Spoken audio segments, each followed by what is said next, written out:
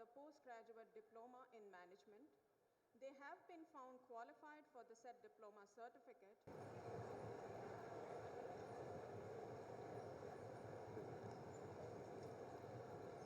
The chairman of the VIPS institutions, Dr. S.C. Watts, Sri Agarwal, Dr. I.M. Pandey, Professor Sharma, members of the Governing Council, members of the academic staff, and students present at today's convocation. Let me at the very outset express my gratitude to Professor Dr. Watts and all his colleagues at the institution for having invited me to be associated with the annual convocation of the VIPS. As Dr. Watts told you, I've been curiously associated with these institutions before its birth. I remember he was going through the pain of wanting to establish an institution and finally did succeed in getting a land. And then step by step, he created the institution. Of course, with the help of a large number of other people. I had an outstanding promise to him that I would be visiting the institution, and I'm glad that today we finally found the pretext for doing so.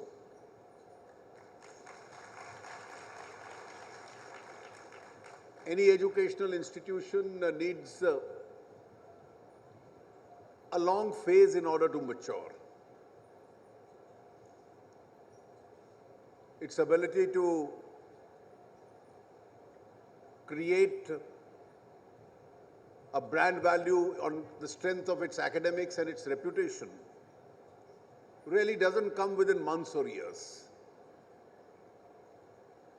It's judged by first the quality of infrastructure, the quality of staff, the quality of students, and most important, also the eventual quality and success of its alumni. In any institution, we may get into the temptation of self-praise and self-assessment. But at the end, in the final stages, how well the society is recognizing students who pass out of this institution best determines its reputation. For us in India, education is a very powerful resource. It's a powerful resource because the largest contribution to our economy comes from the services sector. And in the services sector, the human resource itself has the largest role to play. We are different compared to the rest of the world. Different because in most parts of the world, because of social reasons, family circumstances, economic compulsions, the size of the family itself is contracting. Not only is the size of the family contracting, the family structure itself is facing a challenge. And one of the impacts of that is that populations of various developed countries has been gradually going down. Many a developed country doesn't even have the adequate number of people in order to manage its economy. And therefore, those of you who are well versed with the principles of international trade would realize that transfer of human resource, movement of human resource, it is itself a very important item on the agenda. In India, of course, we have not only a very large population, but a very large middle class also. Along with that large middle class, we have an aspirational class which is knocking at the doors and is really the neo-middle class. One member of the family acquiring the best academic credentials can really move up the entire family in economic and social terms. And we have enough people not only to manage our own systems, but also a large number to send pool of human talent outside. It's a resource that this demographic differential is creating in our favor.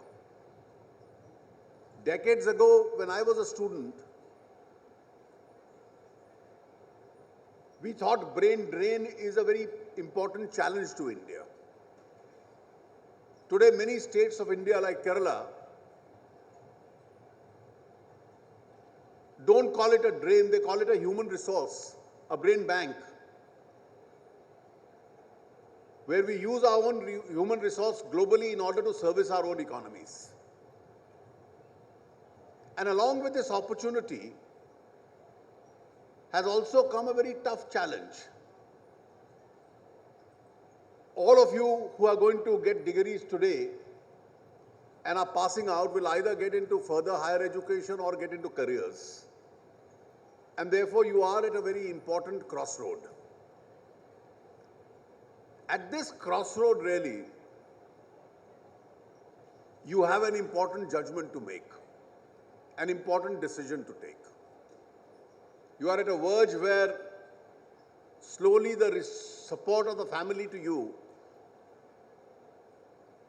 will keep fading away. Both your family and society will expect reciprocity from you.